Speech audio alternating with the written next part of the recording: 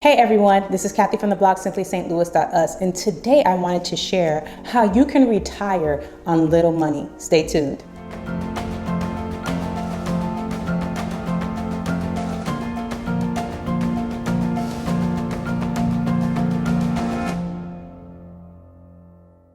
Yes, you heard me right. You can retire with little money. Now, at the time of this recording, I am talking about current day. So we are in the year 2020, and those who will be retiring in their 50s or 60s, 70s, you can retire comfortably with little money. I don't know what the future holds 10, 20, 30, or 40 years from now. I'm not sure. So this video is more so focused for current day. Now, if you didn't know, my parents are from the beautiful island of Haiti. And the reason why I wanted to bring forth this video is because my parents migrated from Haiti to the US. So there's a lot of things they didn't know about. They didn't know about investing and buying assets and retiring. It was just work, work, work for them. We are not sitting on generational wealth. We basically had to start from scratch. But by the grace of God, my parents are okay. They will retire fine. But there are some people who started later in life when it came to retirement, or didn't even have a chance to put money aside at all. So I'm talking to you, but I'm also talking to those who plan on retiring in about 10 years or less. Those who are in the FIRE movement. FIRE stands for Financial Independence, Retire Early. So these are younger folks that are saving as much as they can, building up enough assets so they can retire for the rest of their lives. Everybody's case is different. For those who are older and are depending on Social Security, you can still retire comfortably. For those who are in the FIRE movement and you're feeling like, oh my goodness, when am I going to be able to retire? This is for you also. There is one stipulation: you must be debt-free. Yes, no car loans, no home loans, no student loans, absolutely no type of loans. You must be debt-free. Why? Because you want to maximize the amount of money that you have. So that's the requirement if you want to retire with little money. So if you have some income coming in, I will share with you how you can retire comfortably on little money. Number one, downsize or go tiny. This might be uncomfortable for some people, but think about it. Imagine that you are living in a 3,000 square foot home. Yes, you're completely debt free and you have no type of responsibility except for your bills. But usually a bigger house means bigger bills. So your energy bills are higher, your land, your property taxes are higher. But what about going a little bit smaller or drastically going smaller? Now, I have been watching the tiny house movement for a long time and I'm fascinated by this movement. I really like it. And imagine if you're receiving Social Security benefits and you pay your tiny home cash, your bills will be 0 to none. Practically. You can set up your tiny house to be off grid, or you can have some elements off grid and some elements on the grid. A lot of people are using gas stoves, so they just buy their gas tanks or solar power. Going tiny or small is a great solution for maximizing your income. Number two, relocation, relocation, relocation. Yes, sometimes it's time to just get up and go. You feel me?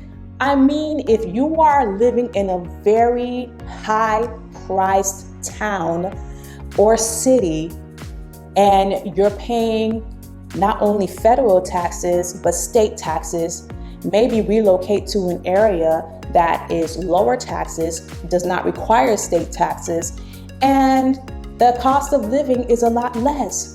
Now, when it comes to relocation, I'm not just talking about moving from one state to another. You can move from one state to another country.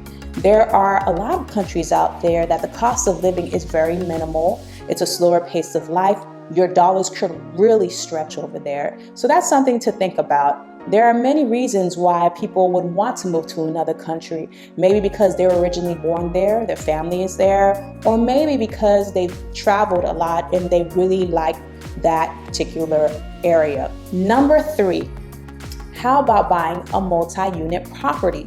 The thing is, if you do have a paid for house, you can sell it and buy a multi-unit property. Because it's probably just you or you and your spouse, you guys can live on one half of the property and somebody can rent out the other. You buy it cash, you're continually getting some cash flow in. You can buy a duplex, a triplex, or even more, depending on how much money you have.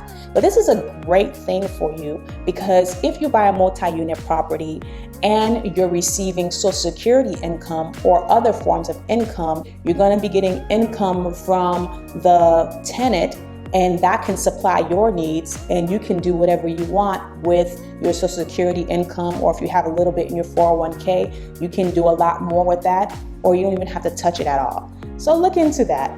That may help with your financial freedom. Number 4. Now, you may be comfortable with this idea or you may not like this idea, but I think it's a great solution if you're a very close, tight-knit family, is living with your adult children. Now, think about it.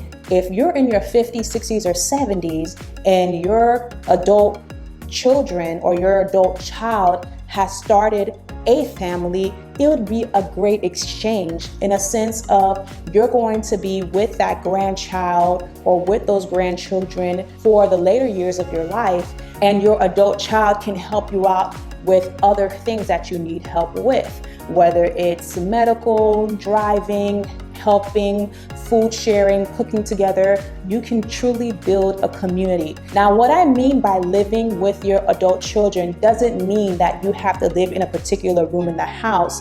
A lot of time people convert their basements or their attics for their parents. Or if you have enough land, people make granny flats or put a studio or convert their garage into a home for their parents. So those are the 4 tips I have for you. If you are ready to retire, but you feel like you don't have enough funds, you can still retire comfortably.